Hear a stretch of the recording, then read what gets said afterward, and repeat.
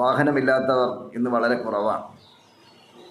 ആവശ്യത്തിനും അനാവശ്യത്തിനും വാഹനത്തിനെ ആശ്രയിക്കുന്നവരാണ് നമ്മൾ ഓരോരുത്തരും. പക്ഷേ നമ്മളൊരു കണക്കെടുക്കുകയാണെങ്കിൽ ഏകദേശം കേരളത്തിൽ 49,000-ഓളം റോഡ് അപകടങ്ങളാണ് പ്രതിവർഷം നടക്കുന്നത് എന്നാണ് ഗവൺമെൻറ് ഔദ്യോഗികമായി സ്ഥിരീകരിച്ചിട്ടുള്ളത്. ഒപ്പം ഈ റോഡ് അപകടങ്ങളിൽ 3,500-ഓളം പേരുടെ ജീവനുകളും നഷ്ടപ്പെടുന്നുണ്ട്. അതിനോടൊപ്പം തന്നെ സ്ഥിരമായ അംഗവൈകല്യം സംഭവിച്ച് പൂർണ്ണമായും ഒതുങ്ങിക്കൂടുന്നവരുടെ എണ്ണവും ഇത്രത്തോളം തന്നെ വരും.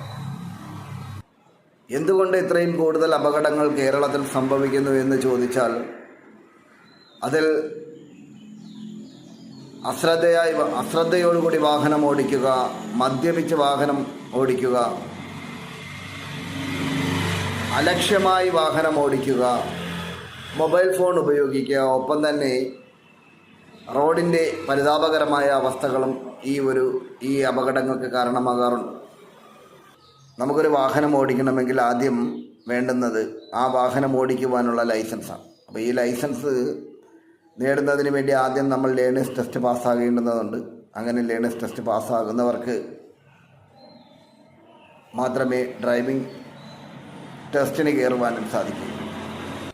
അങ്ങനെ ഏതൊരു ആളും പരീക്ഷയ്ക്ക് പോകുന്ന സമയത്ത് വളരെ പ്രാധാന്യത്തോടു കൂടി ലേണേഴ്സ് ടെസ്റ്റിന് ചോദിക്കുന്നൊരു ചോദ്യമാണ് എന്താണ് ഡിഫൻസീവ് ഡ്രൈവിംഗ് എന്നുള്ളത്.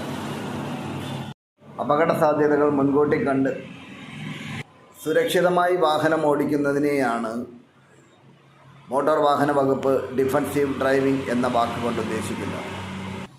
മറ്റ് ഡ്രൈവർമാരുടെ പിഴവുകൾ, മദ്യപിച്ച് വാഹനം ഓടിച്ചു കൊണ്ടുവരിക, അലക്ഷ്യമായി വാഹനം ഓടിച്ചു കൊണ്ടുവരിക, ഫോൺ ചെയ്തുകൊണ്ട് വാഹനം ഓടിച്ചു കൊണ്ടുവരിക, അങ്ങനെ അശ്രദ്ധയോടുകൂടി വാഹനം ഓടിച്ചു കൊണ്ടുവരിക, അങ്ങനെയുള്ള അപകട സാധ്യതകളെല്ലാം മുന്നിൽ കണ്ട്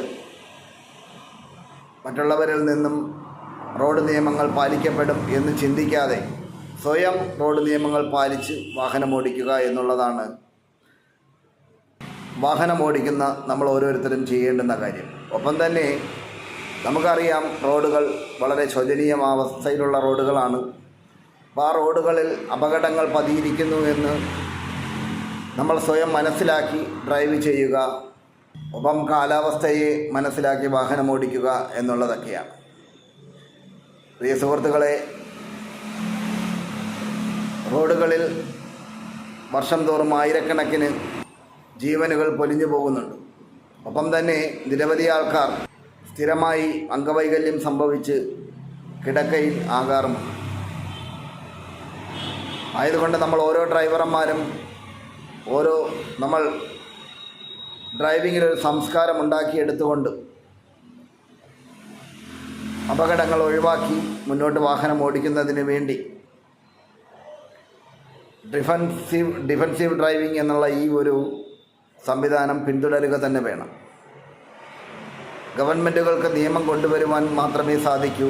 പക്ഷേ അത് നടപ്പിലാക്കേണ്ടുന്നത് നമ്മൾ ഓരോരുത്തരുമാണ് എന്ന് ചിന്തിക്കുക. ഇനിയെങ്കിലും റോഡ് അപകടങ്ങൾ കുറയട്ടെ, നല്ല രീതിയിൽ നല്ല സംസ്കാരത്തോടു കൂടിയുള്ള ഒരു ഡ്രൈവിംഗ് സംസ്കാരം നമുക്കുണ്ടാകട്ടെ എന്ന് ആശംസിച്ചുകൊണ്ട് നിർത്തുന്നു.